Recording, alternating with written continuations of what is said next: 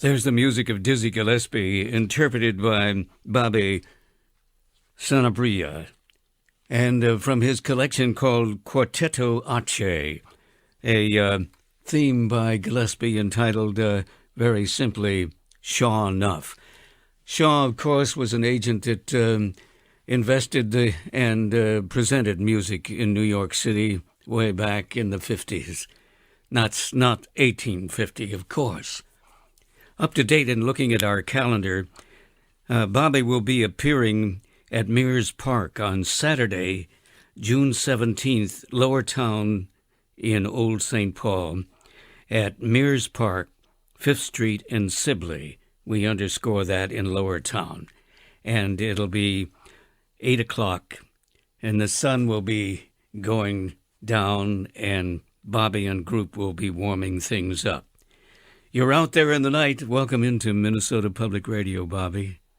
How you doing, Leigh? And hello to all your listeners. Thank you for having me. Oh, it's a pleasure. And you're mighty busy in June because as I look to a very interesting activity, the Bronx Week Hall of Fame. What is that all about? Well, for the last 9 years, the Bronx Borough President's Office has honored Bronxites who have made a contribution in the arts, in politics, or whatever discipline it is, by naming streets after them, and some very well-known people like Diane Carroll, Stanley Kubrick, and many others have been honored over the last 9 years. Bobby Darin, Robert Klein. They all happen to be born and bred in the Bronx, as I am, and I'll be honored this year along with a few other inductees. So there'll be a street named after me, and it's a permanent naming. They can't change it or anything. So it's on the Grand Concourse, which is the Grand Concourse is the big avenue in the Bronx that was modeled after the Champs-Élysées in Paris, and I'm very honored to be one of the inductees into the Bronx Walk of Fame this year, and that'll be happening at the end of this month. So I'm very proud to be born and bred in the Bronx and still live in the Bronx. I wouldn't have it any other way. As we look up at this street sign, pronounce the name that is going up there for us all. It'll say Bobby Sanabria. Bobby Sanabria. Right. And what an honor indeed. Yes, I was very surprised. In fact, when I got the phone call a couple of weeks ago, I thought it was somebody playing a practical joke on me, and it turned out it was true. I had known about this Bronx Walk of Fame event, but never thought in my wildest dreams that I would be one of the honorees. So it's the highest honor any person in New York from the Bronx can receive, and I think it'll probably be the greatest honor I'll ever achieve in terms of public recognition, because it comes from home. It comes from your family where you were born and raised. So it's really a great thing. Bobby, you when you arrive here in the Minnesota area and present your concert, you'll be joined by some rather interesting musicians. You might just note who you'll be traveling with. Well, on the tenor saxophone and soprano saxophone and flute, we have the great Peter Brainin, who played in the saxophone section on my Grammy-nominated album from 2001, my big band, which we did an album called Afro-Cuban Dream Live at Enclave, which was recorded at Birdland in New York City. And Peter will be handling the tenor, soprano, and flute. He's a native of Westchester, New York. And on the acoustic bass will be Alex Fernandez, who's of Cuban descent, but he was born and raised in Miami, Florida. And on the piano, we have a young, phenomenal talent by the name of Jason Villamar, who happens to be from Peru, but he was raised in New York City, and He just turned 18 years old, and he just graduated from high school. He'll be on the piano, and he'll be attending the New School University's Jazz and Contemporary Music program in September. But he's a phenomenally talented young player, and people at the festival will get to hear him and see him firsthand. And we'll just underscore that's in Mears Park in Old St. Paul during the Hot Summer Jazz Fest in this part of the world. That's right. And we're looking forward to it because we always look forward to playing outside of New York because obviously we want people to hear our music, what we're doing, and many of the people that get to see us and hear us are new to this style of jazz where we use Afro-Cuban rhythms predominantly, but we use rhythms from all different parts of Latin America. But it is jazz. Jazz is American born and bred, and America isn't just North America, it's Central and South America too, and it all came together in New Orleans, Louisiana, the Caribbean city of the United States. Well, Bobby, as we think about your music, you're going to warm us up. Our temperatures have been rather cool, and that goes great with the sound of jazz and Afro-Cuban music, but we hope you'll move the temperature up and keep the sun shining when you arrive. Oh, most definitely. I'd like to ask you to listen to some music here in a moment. Mm-hmm. We all note that the Afro-Cuban composer and jazz pianist Hilton Ruiz died last Tuesday in New Orleans. And did you have a chance to work with him? Oh, yes, many times. In fact, the first recording date that I did after I graduated college, when I considered myself a full-fledged young professional, was with Mongo Santa Maria around 1983-84.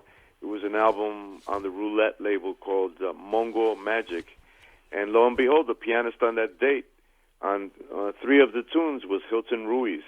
And we played some of his compositions also. And I remember the recording session very well because I had heard about Hilton, but getting to play with him finally was a real delight because the first tune we recorded was an up-tempo number that was basically a blues, a 12-bar blues form, and we played it at a very, very, very up-tempo, which I love to do because I'm comfortable at it. But Hilton is also was known for his virtuosity at up-tempos, and from the very first few bars, you could hear right away that this person was a legitimate jazz musician, that he knew the vocabulary of bebop and everything else in between,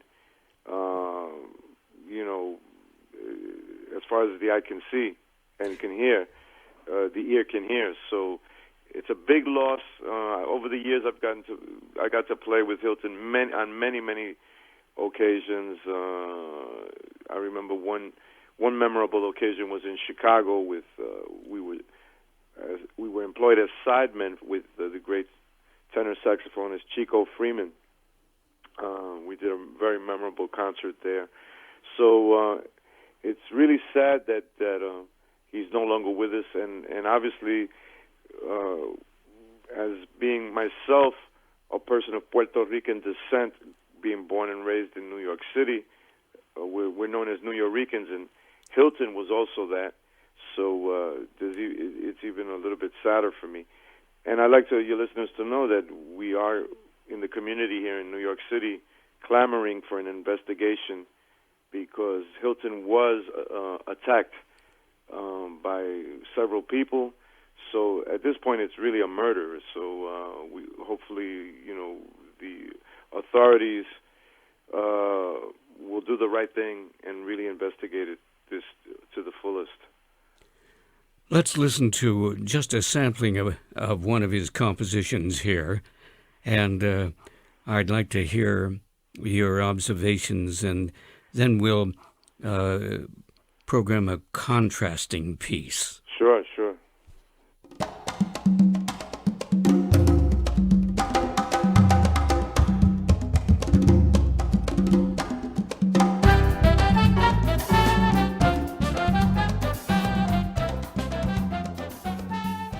That's just a sampling for all of us.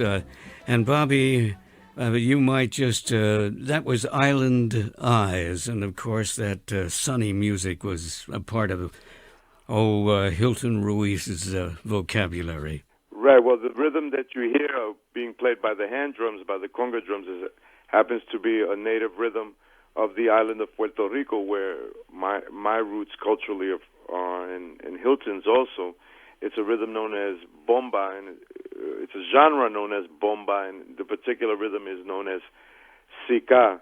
And you have a little bit of a combination of the harmonies that would normally be heard in Trinidadian music. They're like in calypso, and then Hilton adds a bridge, nice little bridge there, and returns to the original theme. So, Hilton was always great at doing things like that, incorporating things from his own culture within a jazz context. Here is one more for sampling.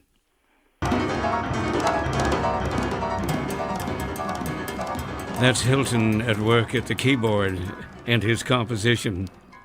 That's quite a contrast, isn't it?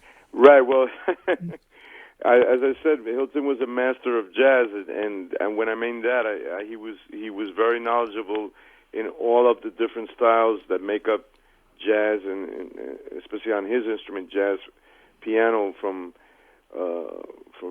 blues in all its forms to stride, boogie woogie, bebop, hard bop, and of course there you heard some of the avant-garde side of Hilton. And you have to realize Hilton started his career at the age of 17 with Rahsaan Roland Kirk, no less. So he was very much a prolific figure in the history of jazz piano.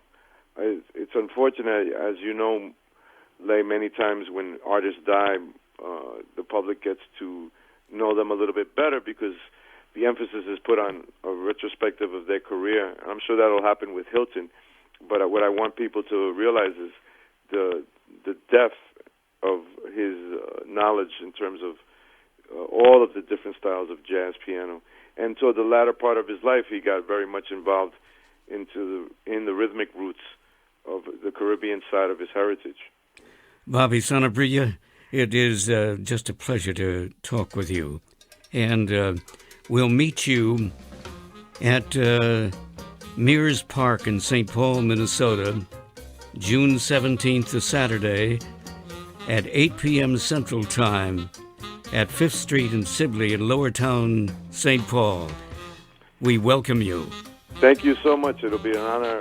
It's been an honor speaking with you and to your listeners, and we'll see you this Saturday coming. Thank you. Thank you.